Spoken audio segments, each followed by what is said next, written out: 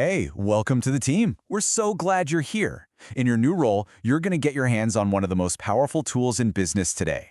I'm talking about generative AI. And this quick guide is all about how you can use it safely and, really effectively. So let's just dive right in. Okay, what if I told you that you have a new superpower at work? Seriously, something that can help you whip up emails in seconds, brainstorm incredible marketing ideas, crunch data. It can even write code for you. Well, that's pretty much what generative AI is. It's this amazing tool that just skyrockets your creativity and your productivity. So what is this stuff really? Well, you know that old school AI that just analyzes data that's already there? Generative AI is totally different. It actually creates things. You give it a prompt, a little direction, and bam, it spits out something brand new. Could be an article, a snippet of code, a picture, you name it. And that ability to generate original content, that's what makes it such a game changer. But you know the saying, right? With great power comes great responsibility. And that's absolutely true here. Just like any powerful tool, you've got to have skill, you've got to be careful, and you need to know the rules. I mean, using this without understanding the risks, it's kind of like swinging a hammer in a dark room. Not a great idea. So let's flip on the lights and take a look at the instruction manual. All right, so our whole approach to AI safety really boils down to 4 core principles. Think of these as the foundation for everything else we're going to talk about. Okay, first up, and this is the big one, data protection. This is rule number 1 always. Never, ever put sensitive company or customer data into these tools. Got it? Good. Second, you have to be aware of its limitations. These AIs can be wrong, but they'll sound super confident about it. So you've got to have a healthy dose of skepticism. Third, human oversight is non-negotiable. The AI is here to assist you, to help your judgment, not replace it. You're still the expert. And finally, number 4, be transparent.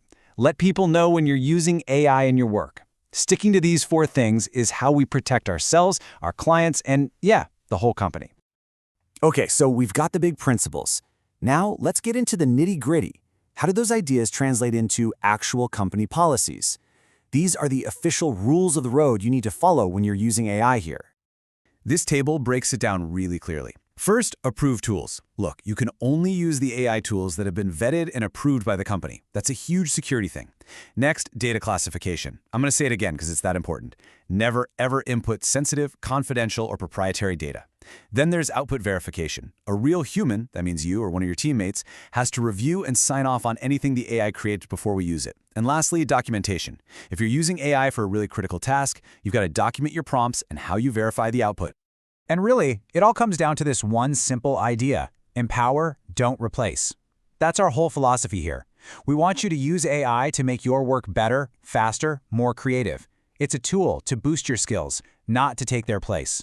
You are always in the driver's seat. Okay, so that's the high-level stuff. But what does this look like day to day, right? Well, let's talk about a simple safety checklist you can run through every single time you fire up an AI tool. Okay, check this out. This is a perfect, super practical example. Let's say you need help drafting an email to a customer. Instead of typing in, "Customer John Smith from Acme Inc. in Denver is having trouble with invoice #12345. No. You anonymize it. You change it to something like, "A customer from a large tech company is having an issue with a recent invoice." See the difference? You get the help you need from the AI, but you haven't exposed a single piece of sensitive information. It's such a simple habit to get into, but it makes a massive difference.